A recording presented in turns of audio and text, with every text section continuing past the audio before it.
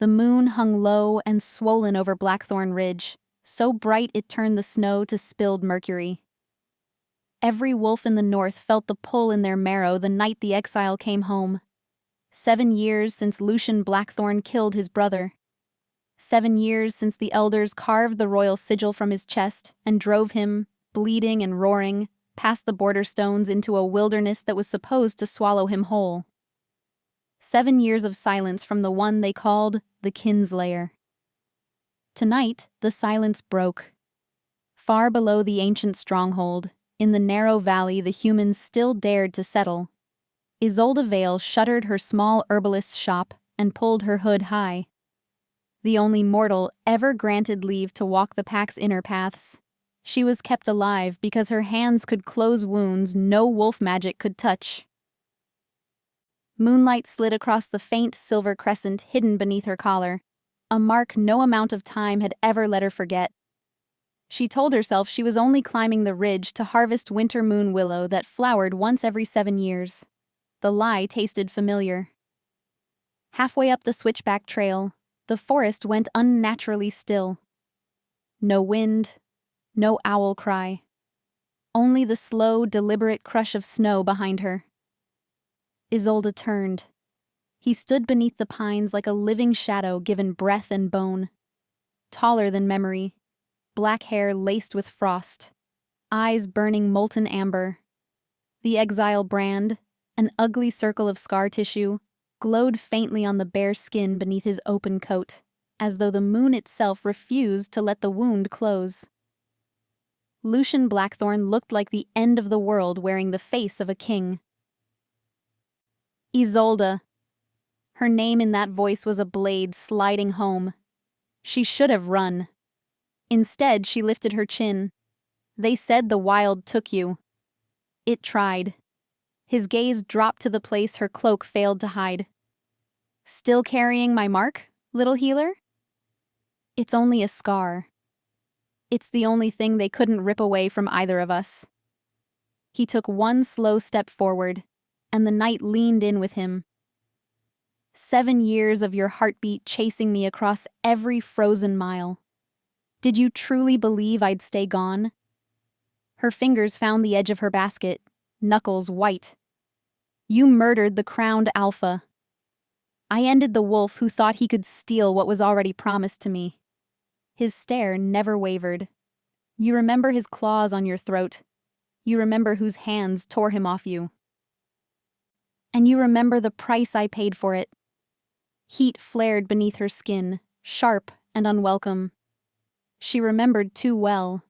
The feast hall, the drunken challenge, the moment Kale decided a human could be claimed like territory.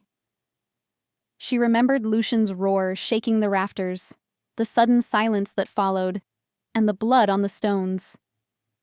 You spilled alpha blood before the entire pack, she said quietly. The law demanded exile. The law demanded a scapegoat. Lucian's jaw flexed. I'm finished being one. Another step, and the air between them turned thick as honey.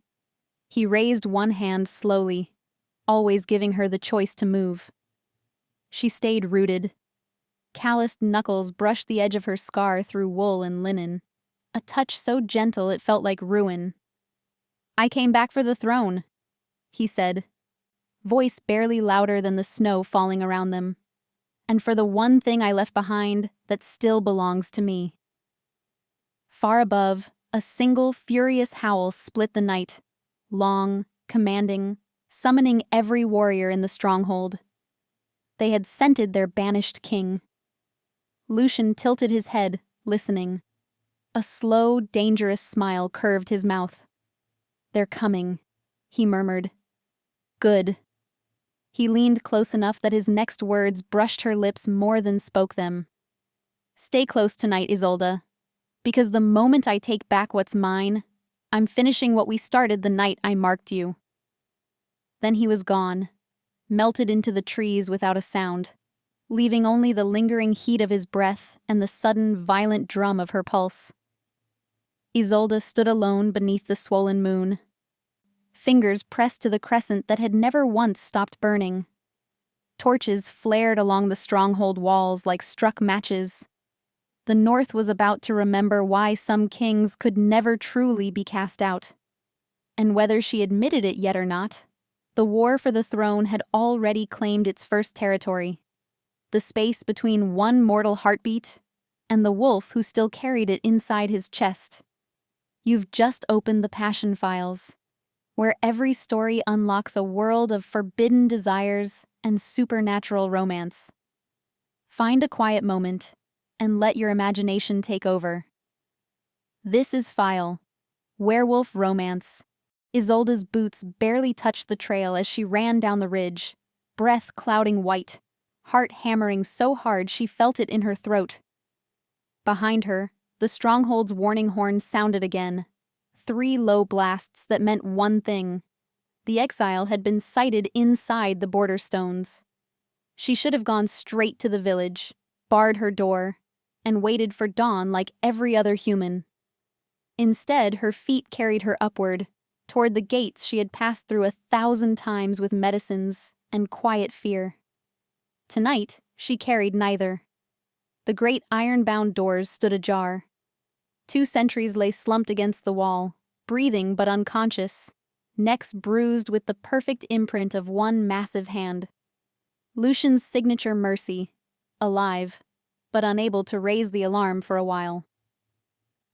Isolde slipped through the gap before her courage failed. Inside, the courtyard was chaos held on a leash. Wolves in half-shift prowled beneath torches, hackles raised, eyes reflecting fire. At the foot of the stone steps that led to the Alpha's hall stood Rowan, Lucian's younger cousin, the wolf the elders had named Regent after Cale's death. His pale hair gleamed almost white under the moon, and the look he turned on Isolde was pure venom. "You shouldn't be here, human." "I was summoned," she lied smoothly. "The wounded will need tending before this is finished." Rowan's lip curled. "There won't be wounded. There'll only be a corpse wearing the kinslayer's face." A ripple moved through the gathered wolves, part snarl, part shiver. Then the crowd parted like water before a blade. Lucian walked through them as though they were made of mist. He had shed the coat. Moonlight and torchlight slid over bare skin, over the raised exile brand and the older, deeper scars that mapped 7 years of survival. Every step was deliberate, unhurried. Power rolled off him in waves that made younger wolves drop their gazes without thinking. Rowan stepped forward, claws lengthening. "You dare show your face here?" "I dare a great deal more than that." Lucian's voice carried easily over the courtyard, low and lethal and edged with something almost amused. "I challenge for the throne, little cousin, by right of blood and strength, unless you're afraid to face what you helped banish." Rowan's answering smile was thin and sharp. "You spilled alpha blood. The law is whatever the strongest wolf says it is."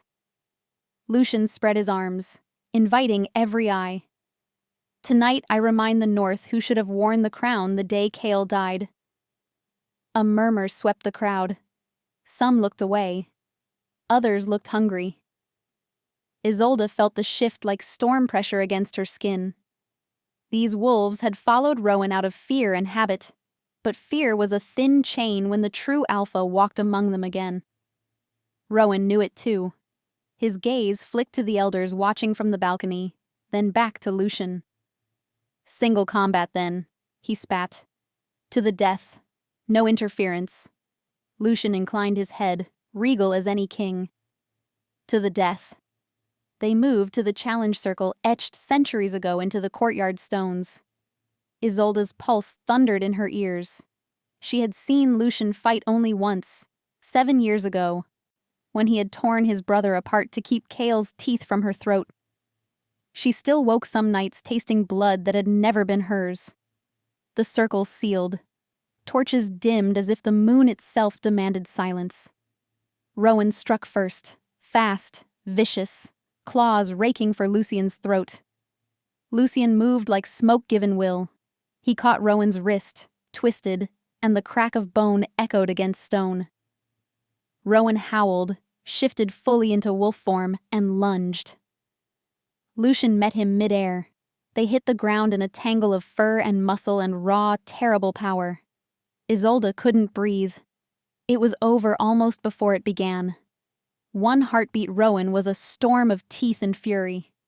The next he was pinned beneath Lucian's half-shifted weight, throat exposed, eyes wide with the realization that strength had never truly left the exile. Lucian's voice rolled out, quiet enough that every wolf strained to hear. Yield the throne, Rowan. Live. Or die clinging to a crown that was never yours. Rowan's answer was a broken snarl, defiance to the end. Lucian's jaws closed. The sound that followed was soft, final, and utterly devastating. When Lucian rose, blood streaked his mouth and chest, but his eyes sought only one face in the crowd. Isolde felt the weight of that stare like a hand over her heart. One by one, the wolves dropped to their knees. The courtyard filled with the low, rolling thunder of submission. Lucian stood at the center of it all, moonlight pouring over him like anointing oil, and never looked away from her. Isolde's knees nearly buckled. She had just watched a king take back his kingdom in less time than it took to brew a cup of tea. And the way he was looking at her now, like she was the only territory that had ever truly mattered, terrified her more than any fight ever could. Because crowns could be won in a single night. But some claims took years to finish. And the new Alpha of the North had 7 years of unfinished promises burning in his eyes. He started toward her, barefoot over the challenge circle still warm with Rowan's blood, and every wolf parted before him like grass before fire. Isolde couldn't move, couldn't breathe. Lucian stopped an arm's length away, close enough that she smelled pine and winter and the faint copper of victory on his skin. "The throne is mine again," he said, soft enough for only her ears. "But we both know I came back for something far more dangerous than a crown." His hand rose, slow, deliberate, and settled over the crescent scar hidden beneath her cloak, right above her racing heart. "Tell me to stop, Isolde," he whispered, voice rough with everything he had never been allowed to say. "Say the word, and I walk away tonight. Say nothing, and I finish what I started the night I marked you as mine." The courtyard held its breath with her. She said nothing. Lucian's eyes flared bright as molten gold, and the bond that had stretched thin across 7 years of exile snapped tight between them like a vow finally kept. Somewhere inside her chest, something wild and long asleep opened its eyes and howled. The king had come home. And the real war, the one fought with heartbeat and breath and 7 years of denied longing, was only just beginning. The great hall of Blackthorn Keep had never felt so small. Isolde stood just inside the arched doors, cloak still dusted with snow, watching wolves who had once looked through her now lower their eyes as she passed. The scent of pine smoke and warm fur filled the air. The long tables had been pushed back against the walls so the entire pack could gather in a loose circle around their reclaimed alpha. Lucian sat in the ancient oak throne that had belonged to his father and his father's father. He had not bothered to wash the blood from his skin. Moonlight poured through the high windows and painted silver across the raised scars, across the fresh brand that still wept at the edges, across the slow rise and fall of his chest as he listened to the elders speak. They were trying to salvage what was left of their authority. "Tradition demands 40 days of mourning for the fallen regent," Elder Maris said, voice trembling, only shaking a little. "And a cleansing rite for the circle." Lucian lifted one hand. Silence fell like an axe. "There will be no mourning for a wolf who tried to steal my birthright twice," he said, and the circle drank what it was owed. "It is clean." No one argued. His gaze found Isolde again, steady, burning. She felt it like fingers along the back of her neck. He had not stopped looking at her since the moment Rowan's heart stopped beating. An older she-wolf stepped forward. Greer, captain of the border guard, one of the few who had never bowed easily to anyone. "The southern packs will hear of this by dawn," she said. "Some will test the new border. Some will come to swear fealty. All will want to see if the kinslayer still has teeth." Lucian's smile was slow and sharp. "Let them come." Greer's eyes flicked to Isolde, lingered on the place his hand had rested minutes ago. And the human? Every head turned. Isolde felt her spine straighten without permission. Lucian rose from the throne in one fluid motion. The hall was so quiet she heard the crackle of torches. "Her name," he said, voice carrying to the rafters, "is Isolde Vale. She saved more lives in this pack than any of you care to remember. She walked into this keep tonight when every sensible human would have run the other way. And 7 years ago, she carried my mark while I carried Exile." He descended the 3 shallow steps. Wolves parted before him like water. When he reached her, he did not touch her. Not yet. He simply stood close enough that the heat of his body chased the last of the winter from her bones. "From this night forward," he continued, never looking away from her face, "Isolde walks where she chooses, speaks when she chooses, and any wolf who forgets the respect due to the one who kept my heart beating across 7 frozen years will answer to me." A pause, the kind that reshapes worlds. Then Greer dropped to one knee.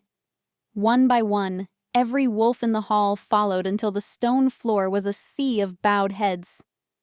Isolde's throat closed. She had spent years being tolerated, never welcomed. Now an entire kingdom knelt at her feet because one wolf refused to let her stand alone. Lucian's voice softened, meant only for her. "Still breathing, little healer?" She managed a shaky laugh that sounded too close to a sob. "Barely." He brushed a snow-damp strand of hair from her cheek with the backs of his knuckles. Careful, reverent. "Good. I have plans for the rest of your breaths." A low ripple of approval moved through the pack. Wolves who understood possession, protection, promise. Elder Maris cleared her throat. "There remains the matter of the mating rite." Lucian's hand dropped. The temperature in the hall seemed to plummet. "There will be no rite," he said flatly.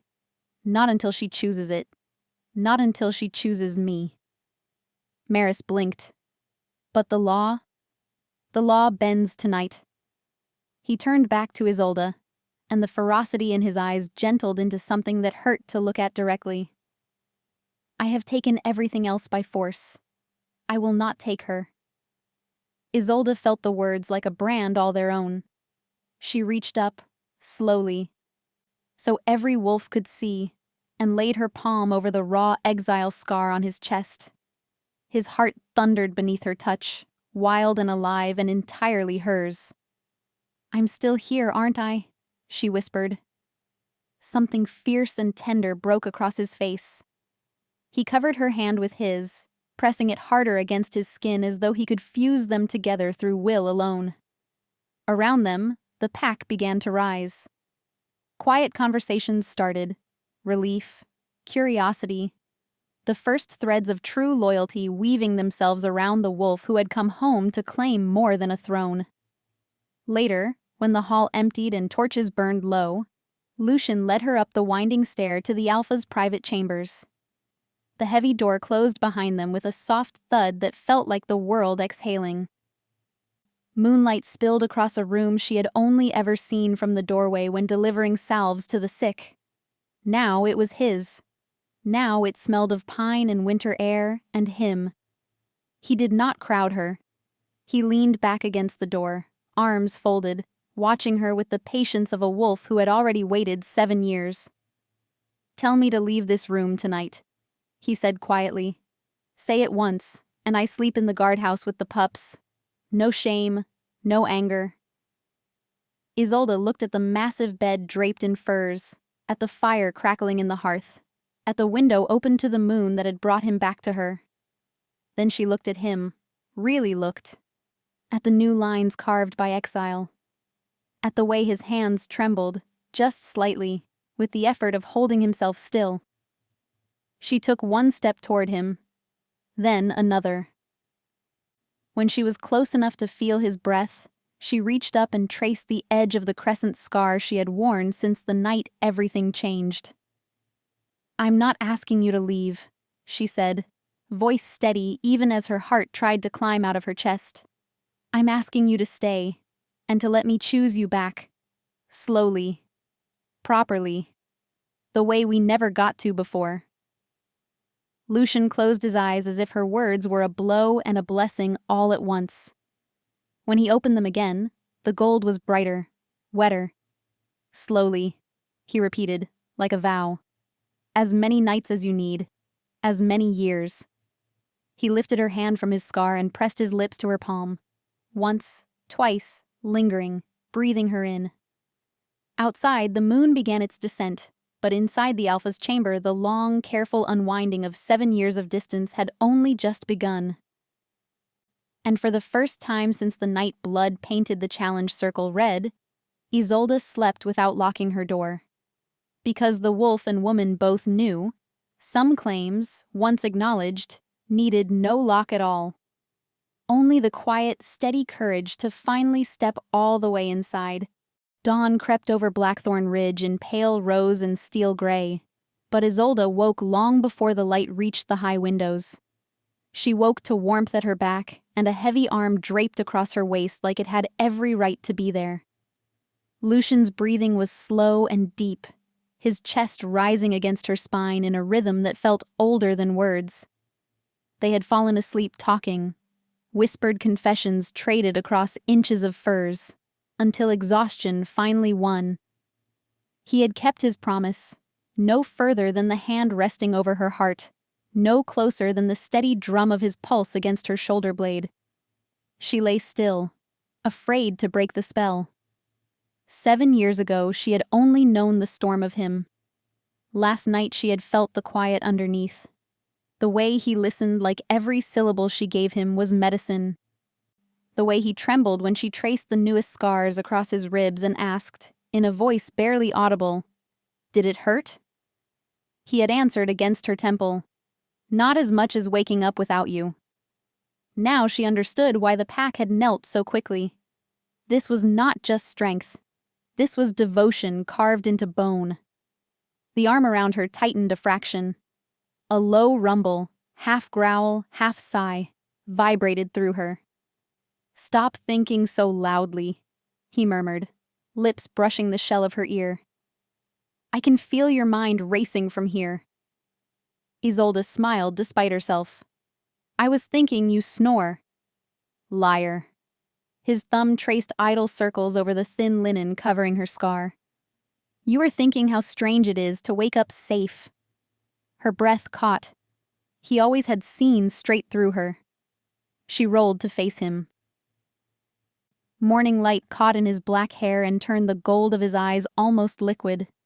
There was blood still flaked along his collarbone from the night before, but his expression was soft in a way no one else would ever be allowed to witness. "I was also thinking," she said quietly, "that the southern packs will be here by nightfall, and none of them will understand a human sleeping in the Alpha's bed." Lucian's gaze darkened. "Let them choke on it." "That simple?" "That simple." He propped himself on one elbow, looking down at her with sudden ferocity. "I have spent 7 years learning what matters. Power that must be explained is not power.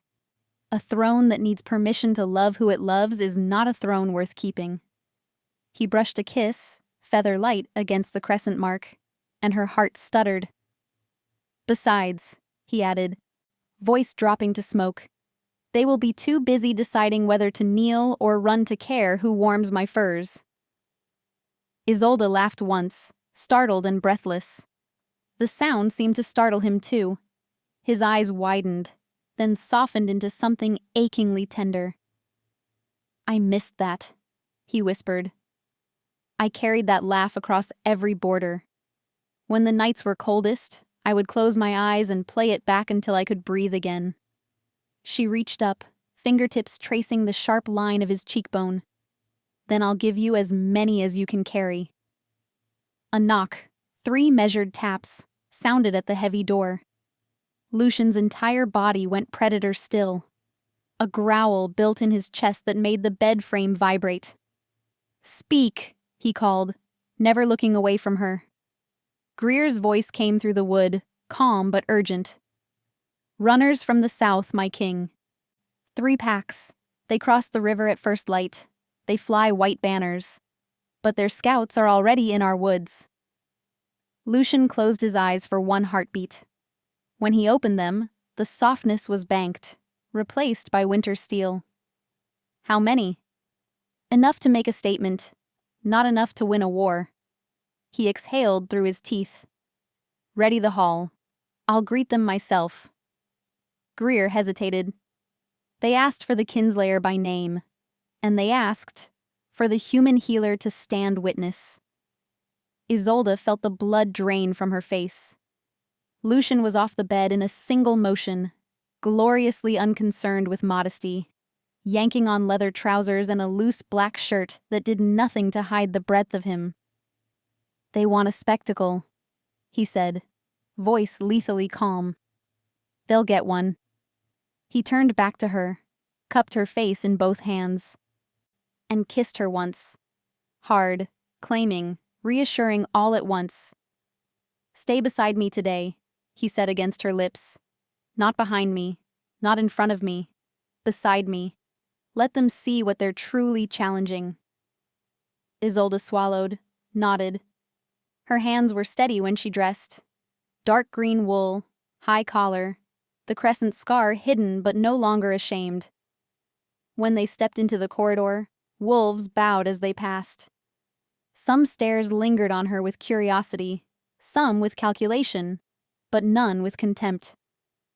Word traveled faster than footsteps in a pack.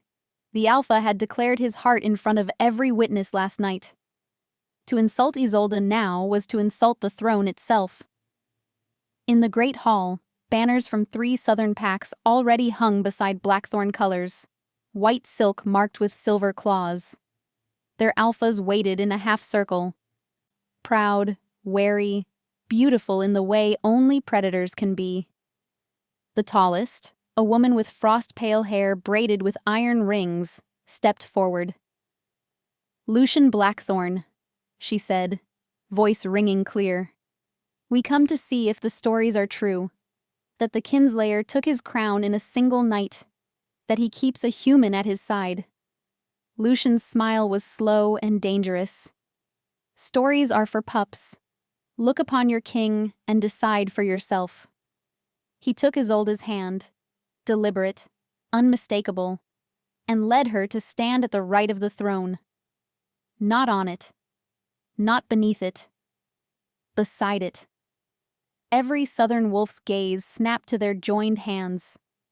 The pale-haired woman's eyes narrowed, but something almost like approval flickered there. "Then let the North speak with one voice," she said. "Swear your borders safe under your rule, swear your pack whole, and the South will bend the knee." Lucian's fingers tightened around Isolde's. "My borders are iron," he answered. "My pack is whole the moment every wolf in this hall accepts what the moon already decided 7 years ago." He lifted their joined hands high. "This woman is the heart of Blackthorn. Harm her, question her, look at her wrong, and you answer to me." A pause. The kind that decides empires. Then the pale woman dropped to one knee. One by one, every southern alpha followed until the hall echoed with the rustle of silk and the soft thud of submission. Isolde's pulse roared in her ears. She felt the weight of centuries settle around them, not crushing, but steadying, like roots finding earth after too long in wind. When the last wolf rose, Lucian turned to her, eyes blazing with triumph and something softer. "Still breathing?" he asked, low enough for only her. She smiled, small, fierce, unshakable. "More than ever." He brushed his thumb across her knuckles once, a promise and a thank you all in one. Outside, the sun climbed higher, gilding the ridge in new light. Inside, a king and his heart stood side by side, and the north finally felt steady beneath them. But far beyond the borders, in the deep pine forests where no map named, a single white raven took wing, carrying word to an older, colder power that the true Alpha had returned, and that some ancient debts were about to be called in. And those debts always came wearing familiar faces. The great hall emptied slowly, wolves drifting out in knots of hushed excitement, southern alphas trailing their new king with wary respect. Isolde stayed beside the throne long after the last footstep faded, letting the silence settle like snow. Lucian watched her, quiet.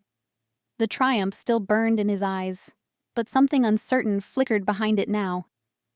"You're shaking," he said softly. She looked down. Her fingers were indeed trembling where they rested on the carved arm of the throne. Not fear, something larger. "I just watched 3 rival packs kneel because you held my hand," she whispered. "I'm trying to catch up with my own life." He moved closer, slow, deliberate, giving her every chance to step away. When she didn't, he cupped her face with both hands, thumbs stroking along her cheekbones like he was memorizing the shape of her. "Then let me help you catch up," he murmured. "One breath at a time." He kissed her then. Not the desperate claiming press of last night, but something careful and deep, like sunrise moving over still water. A kiss that asked nothing and promised everything. When they parted, her trembling had stopped. "Come," he said against her forehead. "I want to show you something." He led her through corridors she had only ever hurried down with medicine baskets, past tapestries older than the ridge itself, until they reached a narrow door hidden behind a wolf pelt curtain. The iron latch was worn smooth by generations of hands. Inside was a small, round chamber she had never known existed. Moonlight poured through a single skylight directly onto a low stone table. On it rested a leather-bound book so old the cover had gone soft as cloth, and beside it a single silver bowl filled with dark liquid that caught the light like oil. Lucian closed the door. The air smelled of cedar and cold stone and something faintly metallic. "This is the ledger of the first blood," he said quietly. "Every true mating of Blackthorn Alpha and Luna is written here by the Alpha's own hand. My mother wrote her name beside my father's the night they bonded. My grandmother before her. Pages and pages of wolves." He opened the book with reverence. The last entry, his father's bold script, had yellowed with age. Blank vellum waited beneath. Isolde's throat tightened. "I will not write your name tonight," he continued, voice rough. "I will not write it tomorrow, or the day after, or the year after, unless you place the quill in my hand yourself. But I needed you to see that the place is already waiting. That it has been waiting since the night I marked you." He dipped 2 fingers into the silver bowl. When he lifted them, they were stained dark. "Alpha's ink," he explained. "Blood and crushed moon silver. It never fades." He pressed his stained fingertips to the empty page, leaving 2 perfect crescents side by side, mirroring the scar hidden beneath her dress. Then he turned her palm up and painted the same mark in the center of her lifeline. "So the book remembers," he said, "even if we are still learning how." Isolde stared at the dark crescents on her skin, throat working. "Lucian." A sharp rap at the door cut her off. Greer's voice, tight with urgency. "My king. Riders on the eastern ridge. 1 horse. White cloak. They fly the old banner of the Hollowmere." Lucian went unnaturally still. "Hollowmere was wiped out 20 years ago," he said. "Apparently not all of it." Greer's tone carried old fear. "The writer asks for audience, and for the healer by name." Isolde felt the warmth of the little chamber turn cold. Lucian's hand found hers, grip fierce. Stay here, he began. No. She squeezed back just as hard. They asked for me. I go with you. His jaw flexed, but pride flashed in his eyes. He nodded once. They walked back to the great hall side by side, fingers still linked, the fresh ink on her palm hidden inside his fist. The rider waited alone in the center of the floor. White cloak, hood thrown back, silver hair braided tight against the skull. A woman, older than the mountains. Face carved with ritual scars that glowed faintly blue under torchlight. Around her neck hung a single black claw the length of Isolde's hand. Every wolf in the hall had gone to one knee the moment she entered. Even Greer. The woman's gaze, pale, almost colorless, fixed on Isolde and did not waver. Child of the Crescent, the stranger said, voice like a greeting and a verdict. The debt walks again. Lucian stepped half in front of Isolde, body radiating threat. Name yourself. I am Vera, last voice of Hollowmere. I bring word from the one your father buried under the mountain. Her eyes never left Isolde's face. The cage weakens, the sleeper stirs, and the only key that still answers is the blood that wears your mark. Isolde felt the ink on her palm begin to burn. Lucian's growl rattled the rafters. Speak plainly. Old woman. Vera smiled, thin and terrible. 7 years ago you killed your brother to keep him from claiming her. But Kale was never the true danger. He was only the bait. She lifted the black claw. Moonlight slid along its edge like oil. The real beast wakes at the next blood moon, 21 nights from tonight. And it remembers the taste of Blackthorn kings. She turned the claw so the torchlight caught the faint engraving along its curve. The exact twin of the crescent scar Isolde carried. Your father bargained his life to chain it. The bargain dies with the last of his direct blood. Unless new blood, willing blood, takes up the chain. Silence rang like a struck bell. Vera looked at Isolde with something almost like pity. The sleeper wants the girl who was marked, but never bound. It wants the heart the kinslayer carried into exile. Give her willingly, and the north sleeps another 1,000 years. Refuse, and everything your new king just won turns to ash before the snow melts. Lucian's snarl was pure winter. Try to take her, and I will salt the earth with Hollowmere bones a second time. Vera inclined her head, unsurprised. I am only the messenger. 21 nights. After that, the mountain opens, and the north remembers what real monsters feel like. She laid the black claw on the stones at Isolde's feet and walked backward out of the hall, white cloak swirling like smoke. The claw pulsed once, warm, alive, hungry. Lucian stared at it like it was poison. Isolde stared at it and felt the crescent on her skin answer with a slow, steady throb. 21 nights. She looked up at Lucian. His face was carved from rage and terror in equal measure. He pulled her against his chest so tightly she could feel both their hearts trying to occupy the same space. I just got you back, he whispered into her hair, voice cracking for the first time since he returned. I will burn the world before I lose you again. Isolde closed her eyes and breathed him in. Pine and winter and home. Outside, the wind rose, carrying the first distant scent of something ancient waking beneath the mountain. 21 nights. She pressed her stained palm over his heart and felt the ink burn brighter. Then we burned together, she said. Because some choices were made long before words ever touched them. And the crescent on her skin had never been just a scar. It had always been a key. The claw lay on the flagstones all night, black and glistening, pulsing like a heart that refused to die. No one touched it. No one dared. By morning, the entire keep knew. Something older than the pack, older than the ridge itself, was waking beneath the stone. Wolves who had knelt without hesitation the night before now walked the corridors with ears flat and tails low. Children were kept inside. The southern alphas sent polite, urgent messages requesting leave to return home until the matter was settled. Lucian refused every request. He wanted witnesses. He wanted the world to see what happened when anyone tried to take what was his. Isolde found him at dawn on the highest balcony, shirtless despite the frost, staring east toward the jagged silhouette of Hollowmere Peak.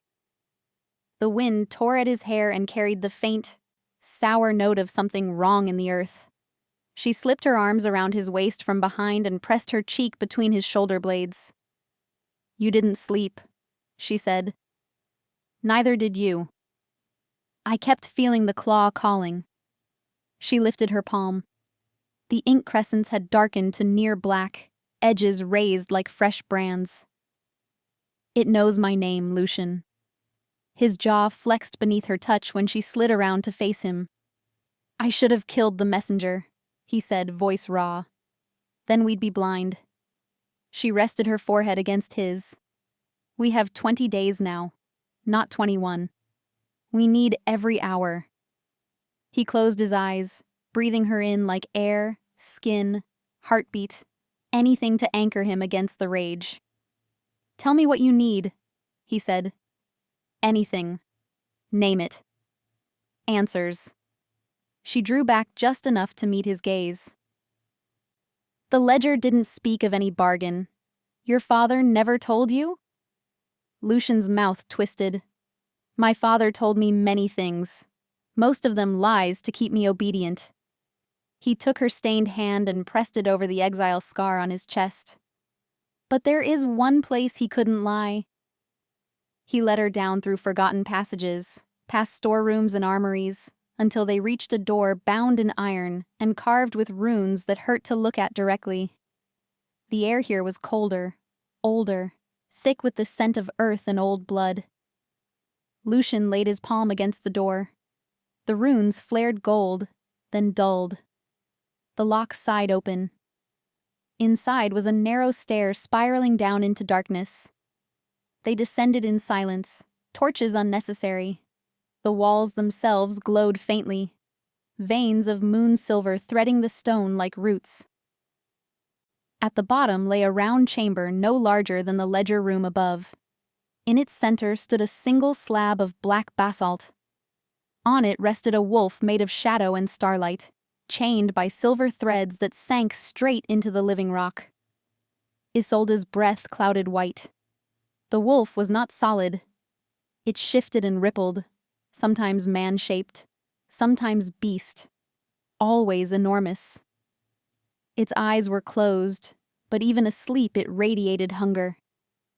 Lucian stopped at the edge of the circle etched around the slab.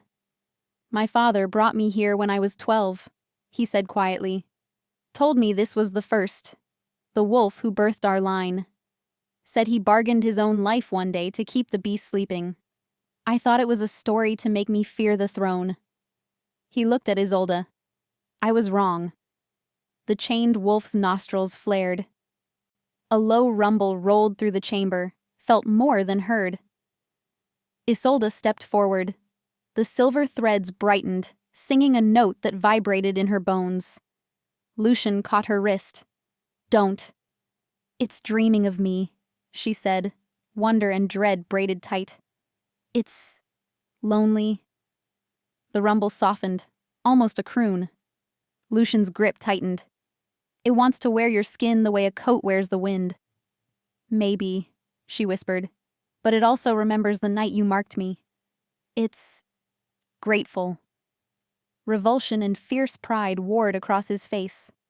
She turned in his arms. "Your father chained it with his own blood. It needs royal blood to stay asleep, or willing blood to take the chain. Never yours. Not just mine." She pressed his hand over her heart, then her stained palm over his. "Ours. Together." The bargain was broken because the line fractured, brother against brother. Maybe it can be reforged the same way. Lucian stared at her as though she had offered him the sun and the knife to cut it out of the sky with. You would bind yourself to that thing? I would bind myself to you, she corrected gently. The thing is just the lock on the door. You're the home I choose to walk through. For a long moment he could not speak.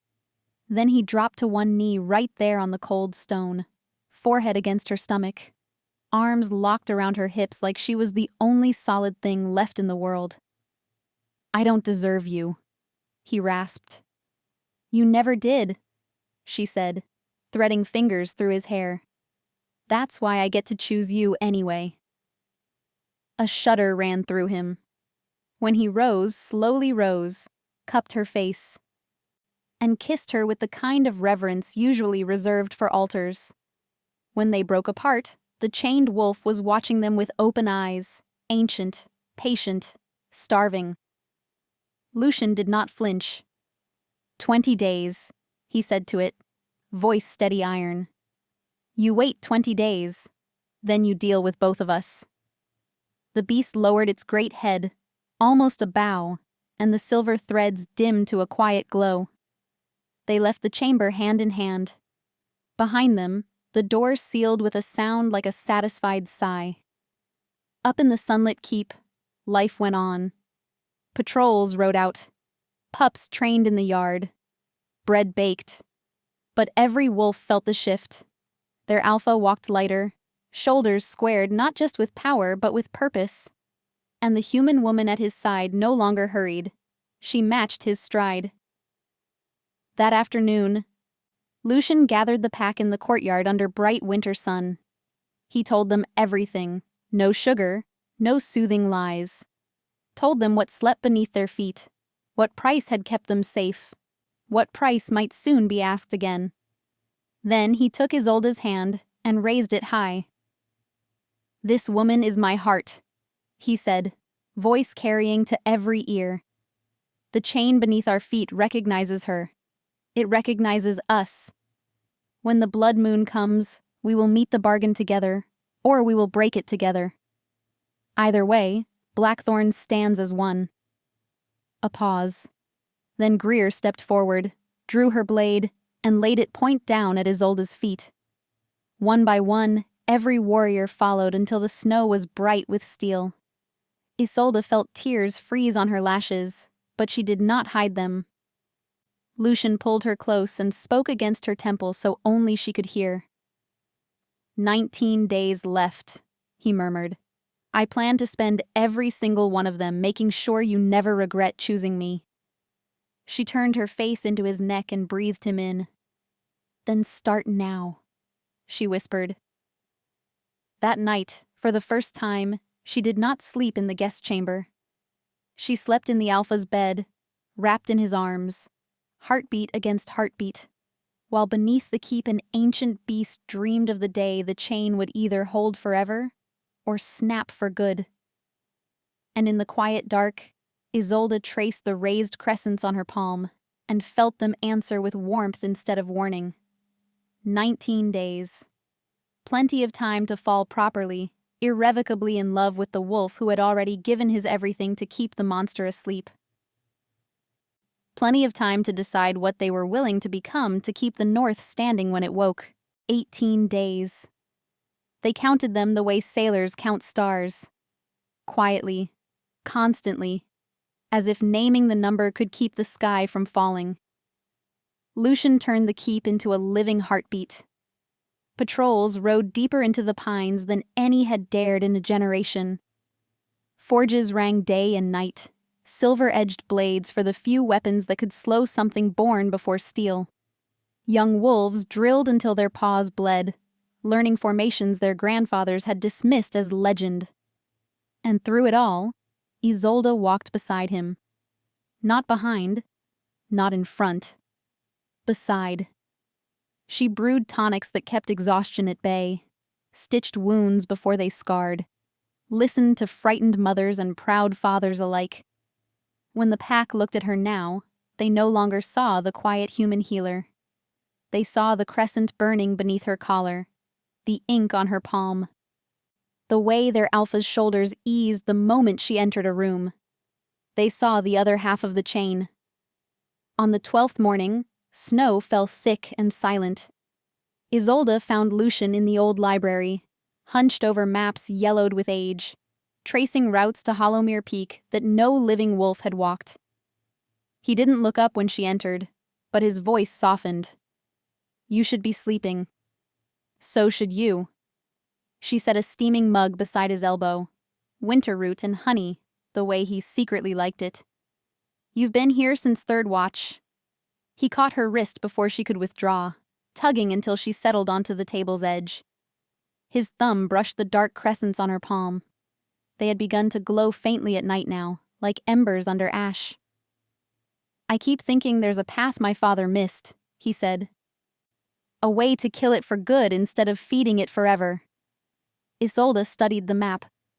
Hollowmere Peak rose like a broken fang in the center, ringed by runes that hurt to focus on. "Your father tried to kill it," she said quietly. "He ended up bargaining his life instead. Maybe the answer isn't a blade." Lucian's eyes lifted to hers, raw and exhausted and still fiercely beautiful. "Then what is it?" She hesitated, then reached into her pocket and drew out the black claw Vera had left. It had grown warm in her keeping, almost alive. When she laid it on the map, the claw pointed unerringly toward the peak. "It wants to be whole again," she said. "It's been split too long. Beast below, claw above, blood in between. Maybe the chain isn't more blood. Maybe it needs reunion." Lucian stared at the claw like it might bite. "You're suggesting we give the thing back its missing piece." "I'm suggesting we stop treating it like an enemy and start treating it like a wound." She covered his hand with hers. "Your line tore it apart to cage it. Maybe your line, our line, can choose to heal it instead." He was quiet so long she thought he would refuse. Then he turned his hand palm up and laced their fingers together, crescents touching crescents. "Together then," he said. "Every step." That afternoon they rode out alone, just the two of them, on horses bred for snow and silence. They followed the claw's pull east, past the border stones, into country where the pines grew twisted and the wind carried no bird calls. They made camp at dusk in the ruins of an old watchtower. While Lucian built a small fire, Isolde knelt and pressed the claw into the frozen earth. It sank willingly, drinking in moonlight like water. Images flooded her. Memories not her own. A time before packs, before thrones. A single enormous wolf walking upright under starlight, lonely beyond measure. A bargain offered by frightened humans. Share your strength and we will share our hearts. The wolf accepting, splitting its essence into claw and beast and bloodline so it could live among them without breaking the world.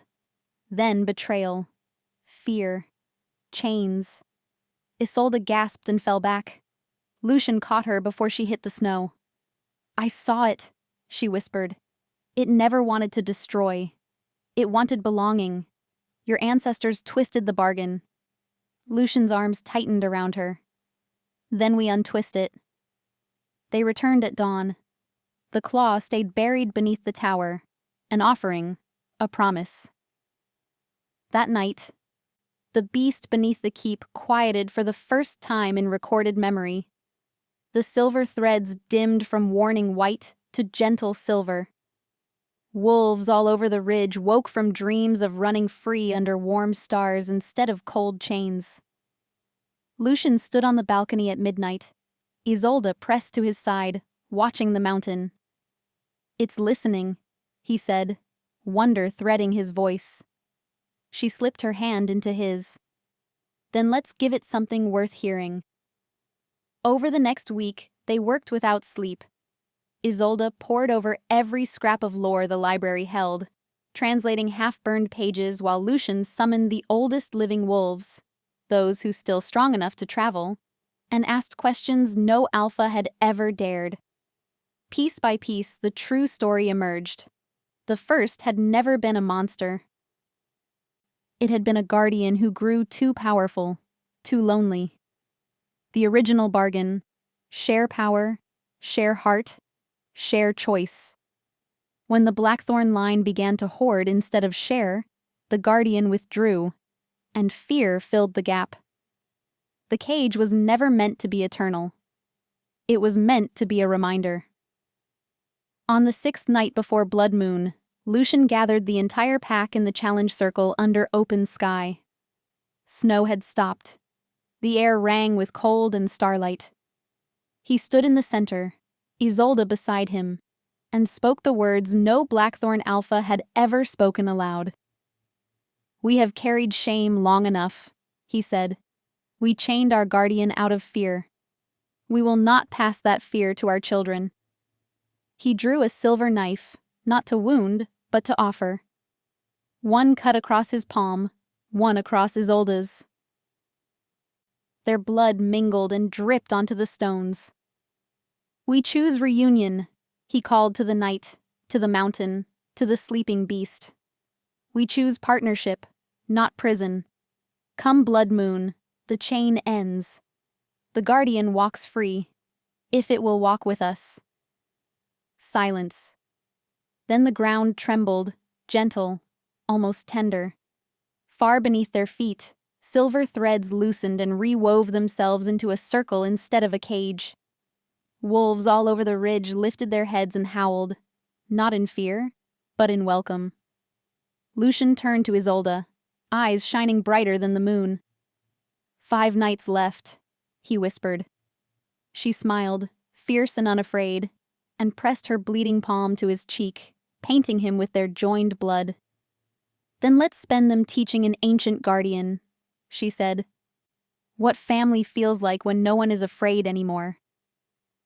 Above them, the stars burned clearer than they had in 1,000 years. And for the first time since the night Lucian returned, the crescent on Isolde's skin did not burn. It sang. 4 nights. The keep felt lighter than it ever had, as if the stones themselves had been holding their breath for centuries and finally exhaled. Wolves laughed in the corridors again. Pups chased one another through the courtyard without mothers hissing warnings about the mountain. Even the southern alphas lingered, drawn by something they could not yet name. Lucian and Isolde barely slept. They spent the days preparing the circle beneath the keep, no longer a prison, but a welcoming hearth, and the nights learning each other in the slow, reverent way they had promised. On the 3rd night before Blood Moon, Isolde woke to an empty bed and moonlight flooding the chamber. She found Lucian on the balcony, barefoot in the snow, staring at Hollowmere Peak. The mountain was glowing faintly, soft silver veins threading its black slopes like moonlight made solid. She slipped her arms around him from behind. He covered her hands with his instantly. "It's singing," he said, voice hushed. "Can't you hear it?" She closed her eyes and listened. Beneath the wind, beneath her own pulse, there was a low, resonant note, ancient, patient, and for the first time in her life, hopeful. "It's ready," she whispered. "So am I." He turned in her arms, cupped her face. "But I need to ask one last time. If tomorrow the Guardian asks for more than we understand, if the price is higher than blood or choice, will you still stand with me?" Isolde rose on her toes and kissed him, slow and certain. "I already chose," she said against his lips. "The night you came back. The night you let me choose you back. There is no price left that scares me, because losing you is the only one I won't pay." Something fierce and tender broke across his face. He lifted her, carried her inside, and loved her with the quiet intensity of a man who had waited 7 years and now refused to waste a single remaining heartbeat. Later, wrapped in furs and moonlight and each other, he traced the crescent scar with reverent fingers. "Tomorrow night," he murmured, "I want to do this properly. Not because the pack expects it, not because the Guardian waits, because I have wanted to speak the words since the first time your heartbeat answered mine." Isolde's breath caught. The mating right? Only if you want it.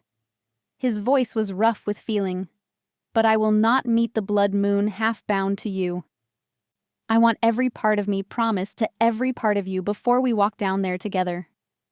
She answered by pulling him close and showing him, without words, that yes was too small a syllable for what lived in her chest. The next night, the eve of blood moon, the entire pack gathered in the great hall. Torches were banked low. The air smelled of pine and warm wax and anticipation. Lucian stood before the ancient hearth in nothing but dark trousers, the scars on his chest catching firelight like stories written in silver. Isolde wore a simple dress the color of moonlight, hair loose, the crescent at her throat bare for all to see. No elders spoke, no laws were recited. This was older than law. Lucian took her hands. I, Lucian Blackthorn, last of the direct line, offer my heart, my strength, my name, and my future to Isolde Vale. His voice carried effortlessly, steady as stone. I swear by blood and moon and the guardian who waits beneath us, I will choose you first, last, and always. Isolde felt tears rise, but her voice did not waver. I, Isolde Vale, born human yet claimed by moon and wolf, accept your heart, your strength, your name, and your future. She smiled through the tears. I swear by blood and moon, and the guardian who taught us both what family means. I choose you back, Lucian. First, last, and always. They sliced their palms together, one blade, one motion.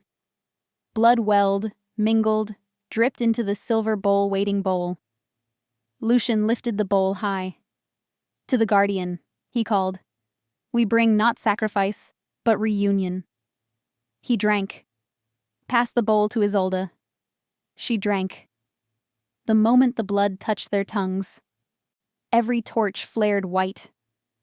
A low, resonant note rolled up from the depths of the keep. Joy, recognition, welcome. Wolves all over the hall dropped to their knees, not in submission, but in awe. Lucian pulled Isolde against him and kissed her like the world was ending and beginning at once. When they parted, twin mating marks glowed fresh and bright on their collarbones. Mirror crescents, finally complete. The pack's howl rose until the rafters shook. Later, when the hall emptied and only embers remained, Lucian carried her down the hidden stair to the chamber that had once been a cage. The silver threads were gone. The slab was empty. In their place stood the guardian, no longer shadow, but solid and star-flecked, taller than any wolf-born, eyes ancient and gentle. It dipped its great head until its brow touched first Lucian's, then Isolde's. Images flowed between them, gratitude, apology, centuries of loneliness finally easing. Then it spoke, not in words, but in feeling that settled warm in their bones. I waited for the ones who would choose love over fear. It placed one massive paw over their joined hands. Light flared, soft and warm. The chain is dissolved. The bargain is fulfilled. Walk free, children of my heart. The guardian stepped back, shimmered, and became a river of starlight that poured upward through the stone, through the keep, through the sky itself, until the entire ridge blazed with gentle, living silver. Above, wolves poured into the courtyard, heads thrown back, singing in voices that shook snow from the pines. Lucian and Isolde climbed the stairs slowly, fingers laced, hearts beating in perfect unison. When they stepped into the night, the blood moon hung low and perfect, no longer red, but bright as new silver. The guardian's light settled over the ridge like a blessing. Pines straightened, snow melted in soft circles. The air smelled of spring unfurling spring, though winter still owned the calendar. Lucian pulled Isolde close beneath that impossible moon. We did it, he whispered, wonder threading his voice. We freed it, and it freed us. She laughed, startled, joyous, free. And the sound carried across the ridge like bells. Around them, wolves shifted and danced under the silver rain, pups tumbling in grass that had not existed an hour ago. Far in the distance, Hollowmere Peak stood quiet and whole, no longer broken, no longer hungry. Isolde tipped her face up to the moon that had watched over every moment of their story.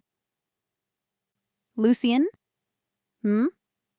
I think we have the rest of our lives now," she said, smiling against his lips. "No debts, no chains, just us." He kissed her slow and deep, tasting forever. "Then let's not waste a single night," he murmured. Above them, the Guardian's light folded gently into the stars, content at last. And somewhere inside her chest, the crescent that had started as a scar, then become a key, then a promise, finally settled into what it had always been meant to be: a home. The true Alpha and his Luna stood wrapped in each other and silver moonlight, while the North sang them into tomorrow, and every tomorrow after. Because some stories do not end with a fight. Some stories end with a choice so brave the whole world changes its shape to make room for it. And theirs had only just begun. The first morning after the blood moon was quiet in the way only deep snow and deeper peace can be. No horns sounded at dawn. No patrols rode out. The gates stood open, and the wind that moved through them carried the scent of pine sap and warm earth instead of warning. Isolde woke to sunlight pouring through the high windows, and Lucian's fingers tracing lazy circles along her spine. The new mating mark at her throat, his mark, glowed faintly whenever his skin brushed hers, as if even in daylight it refused to forget the night it was given. She stretched, smiling into the pillow that smelled of both of them now. "I never want to wake up anywhere else." Lucian's low chuckle rumbled against her shoulder. "Good, because I plan on making that impossible." He kissed the mark, slow and deliberate. And the glow brightened until the whole room seemed lit from within. Outside, the ridge was transformed. Where winter had gripped for centuries, soft green grass now carpeted the slopes. Tiny white flowers, stars of the mountain, opened in impossible clusters. Wolves wandered the courtyard in both forms, dazed and laughing, pups rolling down hillsides that had been bare stone the day before. The Guardian's gift, they called it. A thank you for choosing love over chains. By midday, the Southern Alphas returned, not with war in their eyes, but with wonder. They brought gifts, rare wines, silver-worked harness, stories of springs breaking through frozen ground in their own territories overnight. They laid the gifts at Isolde's feet, not Lucian's. She tried to protest. Lucian only smiled, proud and shameless. "They know whose heartbeat convinced an ancient guardian to trust again," he said later, when they stood alone on the highest balcony watching the celebrations spill across the new grass. "They're not wrong." Isolde leaned back against his chest, letting his arms settle around her like armor made of warmth. "Do you think it will last?" she asked quietly. "The peace, the green, all of it?" Lucian was quiet a long moment, listening to the wind move through pines that suddenly sounded like summer. "I think," he said at last, "that peace is like any living thing. It needs tending.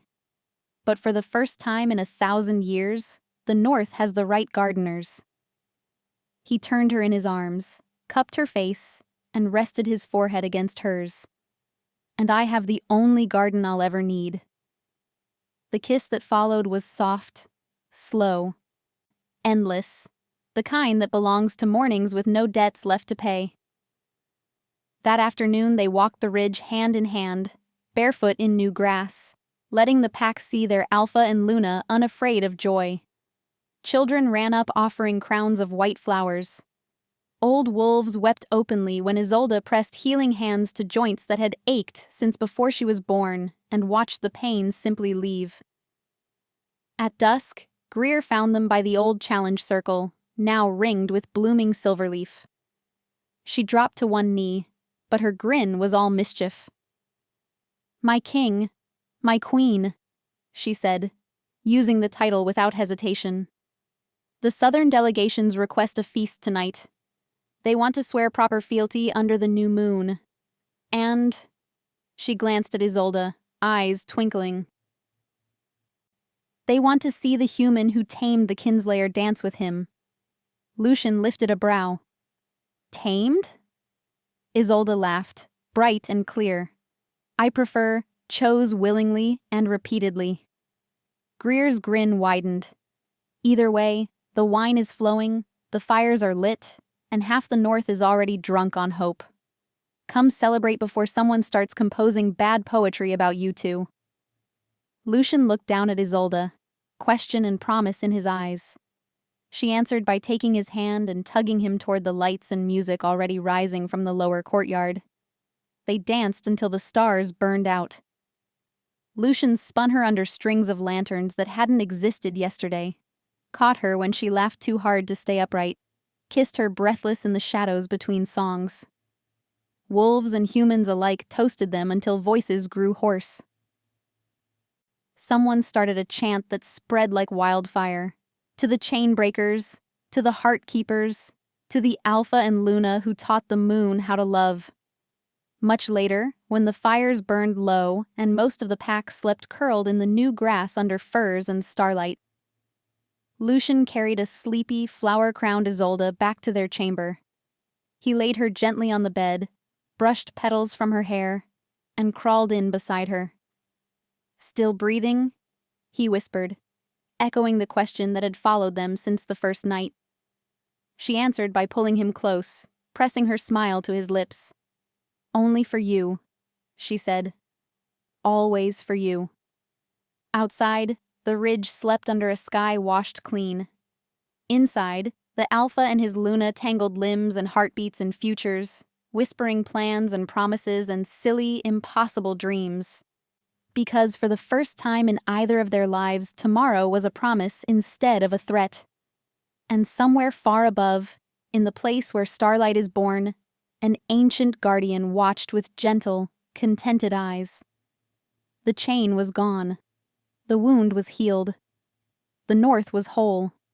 And love had won, not with claws or blood or exile, but with two stubborn hearts that refused to let fear write the ending. Tomorrow would bring new challenges, new seasons, new stories. But tonight belonged to them. And every night after, because some bonds are forged in moonlight and blood, and some are chosen, again and again, every morning when the sun rises on a world brave enough to be gentle. Lucian pressed one last kiss to the glowing crescent at her throat. "Sleep, my heart," he murmured. "I'll be here when you wake." Isolde smiled into his chest, already drifting. "I know," she whispered. "You always were."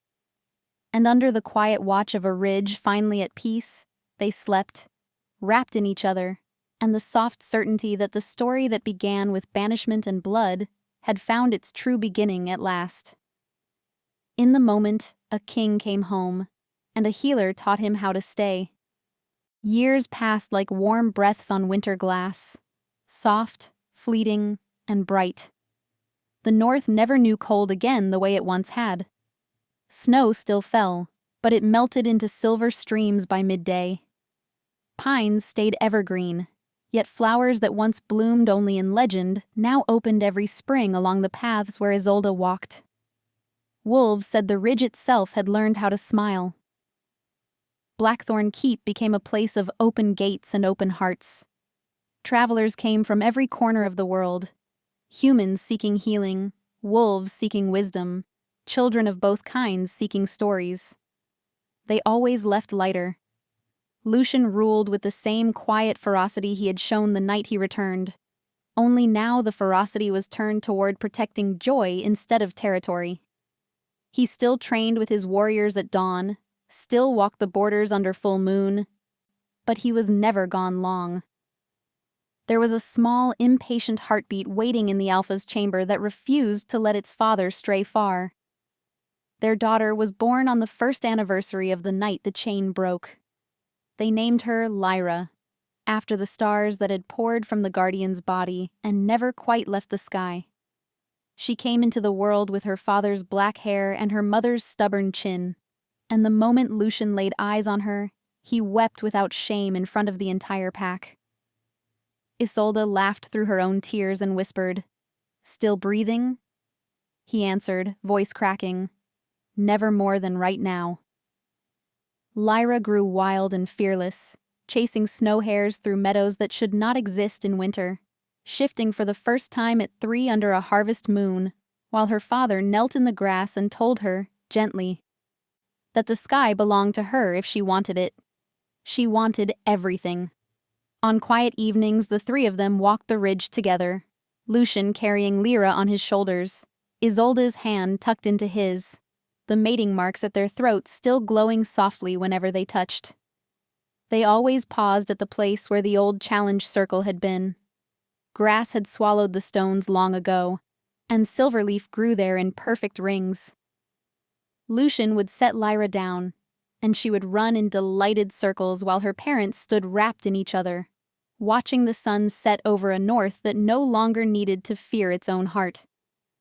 One such evening, when Lyra was nearly 7 and the sky burned rose and gold, she tugged Isolde's sleeve. "Mama, why does the mountain sing to me when I'm falling asleep?"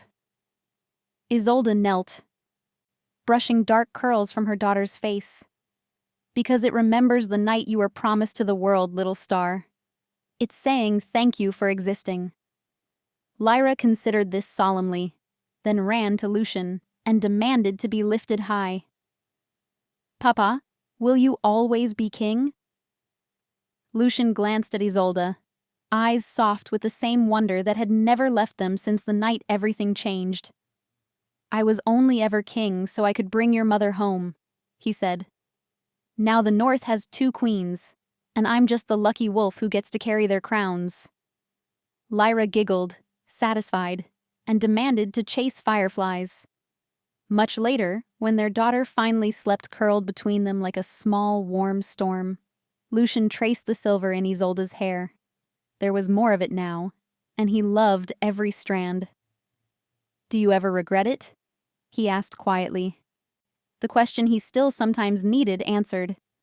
"Choosing the wolf who came back covered in blood and exile?" Isolde turned, pressed her palm over his heart, and felt the steady thunder that belonged to her alone.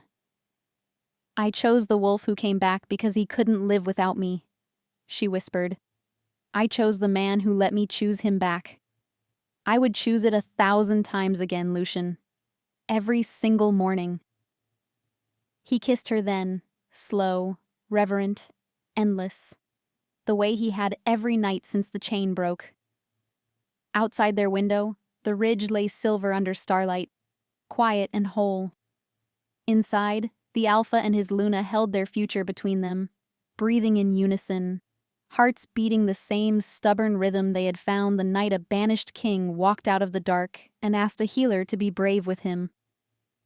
Somewhere far above, in the place where old guardians rest, a gentle presence watched and smiled. The debt was paid, the wound was healed, the story was complete. And love, quiet, fierce, ordinary, extraordinary love, had won after all. Another story lives in the Passion Files, and your journey continues tomorrow. Tell me in the comments, which moment made your heart race? Subscribe and ring the bell, because tomorrow we unlock another world where passion has no rules.